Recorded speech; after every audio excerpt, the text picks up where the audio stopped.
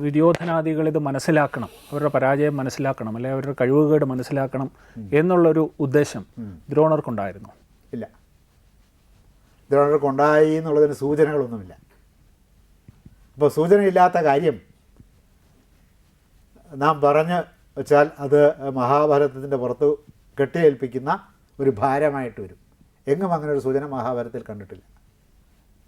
നമ്മുടെ ഭാവനയിൽ നമുക്കങ്ങനെ തോന്നുന്നതിൽ തെറ്റൊന്നുമില്ല.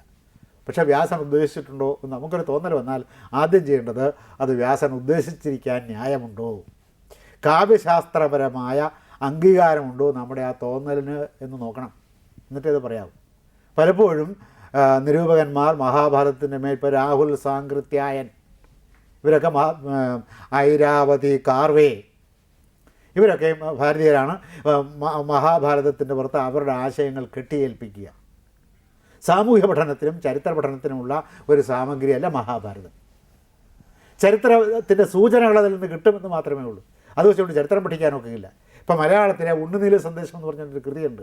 ഉണ്ണുനീല് സന്ദേശം ചരിത്രദൃഷ്ടിയിൽ എന്ന് പറഞ്ഞിട്ട് ഇളംകുളം കുഞ്ഞൻപിള്ളയുടെ, പ്രൊഫസറായിരുന്ന ഇളംകുളം കുഞ്ഞൻപിള്ളയുടെ ഒരു പഠനമുണ്ട്. ഗ്രന്ഥകർത്താവ്, ആ കാവ്യത്തിൻ്റെ കർത്താവ് കവി, ഈ കാവ്യം വെച്ചുകൊണ്ട് ചരിത്രം പഠിക്കണമെന്ന് ഉദ്ദേശിച്ചിട്ടില്ല. വർണ്ണിച്ച് വരുമ്പോൾ തിരുവനന്തപുരത്ത് നിന്ന് ആദിത്യവർമ്മ ഇളയ രാജാവ് ഈ അനന്തപത്മനാഭസ്വാമി ക്ഷേത്രത്തിൽ ദർശനം കഴിഞ്ഞ് ഇറങ്ങി വരുമ്പോൾ ഈ കഥാനായകനെ രാത്രിയിൽ ഒരു യക്ഷി എടുത്തുകൊണ്ട് പോകുന്നതാണ് കടുത്തുരുത്തിയിൽ നിന്ന്. ആ യക്ഷി കഥാനായകനെയും എടുത്തുകൊണ്ട് രാത്രിയിൽ പൂന്തോട്ടത്തിൽ കിടന്നുറങ്ങിയിരുന്ന കഥാനായകനെയും എടുത്തുകൊണ്ട് തിരുവനന്തപുരത്ത് വന്നപ്പോഴേക്കും ശ്രീപത്മനാഭസ്വാമി ക്ഷേത്രത്തിൽ നിന്ന് നരസിംഹമന്ത്രം ജപിക്കുന്നതിൻ്റെ ശബ്ദം കേട്ട് യക്ഷി പേടിച്ച് ഈ കഥാപാത്രത്തെ, ഉണ്ണുനീല് സന്ദേശത്തിലെ പ്രധാന കഥാപാത്രത്തെ വിട്ടുകളഞ്ഞു എന്നാണ്. എന്നിട്ട് യക്ഷിയുടെ കാര്യത്തിന് പോയി. കഥാപാത്രം പതുക്കെ പതുക്കെ, വളരെ മുകളിൽ നിന്നാണ്, പതുക്കെ പതുക്കെ പതുക്കെ പതുക്കെ പതുക്കെ പതുക്കെ പതുക്കെ പതുക്കെ താങ്ങി താങ്ങി തദനവൃതന മാരുതേനാനിയാതോ എന്നാണ്. മാരുതൻ കാറ്റ് പതുക്കെ പതുക്കെ ഇങ്ങനെ താങ്ങി പിടിച്ചിട്ടുണ്ടായിരുന്നു. അങ്ങനെ താങ്ങി പിടിച്ച് താഴത്ത് വന്ന് ഊരയും കുത്തി അങ്ങ് വീണു, നടുവൊടിഞ്ഞു പോയി.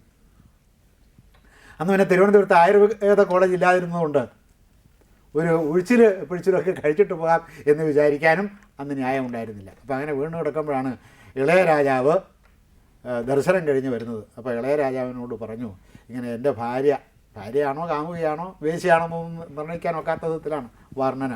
എന്നെ കാണാത്തത് കൊണ്ട്, ഉറക്കത്തിൽ എഴുന്നേറ്റ് എന്നെ കാണാത്തത് കൊണ്ട് അവൾ വളരെ സങ്കടപ്പെടും. അതുകൊണ്ട് അങ്ങ് അവിടെ പോയി ഞാനിങ്ങനെ ഊരയും കുത്തി വീണ് നടു നന്നായിട്ടൊന്നും ഒടിഞ്ഞിട്ടില്ലെങ്കിലും എഴുന്നേക്കാൻ വയ്യാത്ത വിധത്തിൽ ഒടിഞ്ഞു പോയി. അപ്പോൾ അതുകൊണ്ട് ഞാൻ ഇവിടെ നിന്ന് വരാൻ താമസിക്കും, ആ വിവരം ഒന്ന് അവളോട് പറയാമോ എന്നിട്ട് വഴി പറഞ്ഞു കൊടുക്കുക. അങ്ങോട്ട് പോകാനുള്ള വൈക്കത്തുള്ള കടുത്തുരുത്തി എന്ന് പറയുന്ന സ്ഥലത്തിലേക്ക്, കടുത്തുരുത്തി എന്നാണ് അവിടെ എഴുതി വെച്ചിരിക്കുന്നത്, കടൽ തുരുത്താണ്.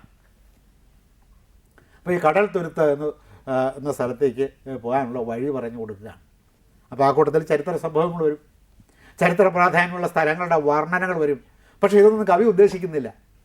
കവി ഉദ്ദേശിക്കുന്നത് ഈ ആദിത്യവർമ്മയ്ക്ക് പോകാനുള്ള വഴി പറഞ്ഞു കൊടുക്കുമ്പോൾ ആ വഴി ഏതെല്ലാം സ്ഥലങ്ങളിൽ കൂടി പോകുന്നുവോ ആ സ്ഥലങ്ങളെയൊക്കെ അദ്ദേഹം വർണ്ണിക്കുന്നുണ്ട്. അത് വെച്ചുകൊണ്ട് ചരിത്രം പഠിക്കുന്നത്, ചരിത്രം പഠിക്കേണ്ട തരത്തിലുള്ള ചരിത്ര ദർശന അനുസാരിയായ ഒരു പഠനമല്ലാത്തതുകൊണ്ട് അതിൽ പലതരം അബദ്ധങ്ങളും പിണയും. ആ അബദ്ധങ്ങൾ പിന്നീടുള്ള തലമുറകൾ പഠിച്ചു വയ്ക്കുകയും ചെയ്യും. അബദ്ധങ്ങൾ പഠിച്ചു വയ്ക്കുന്നതുകൊണ്ട് കുഴപ്പമുണ്ടെന്നുള്ളതല്ല, അബദ്ധങ്ങളും പഠിച്ചോട്ടെ. അതുപോലെ അബദ്ധങ്ങൾ പഠിക്കുന്നതിനുള്ള കാരണമായിട്ട് തീരും മഹാഭാരതത്തെ ആസ്പദമാക്കിയുള്ള ചരിത്ര രചന. അതൊരു പ്രശ്നമാണ്.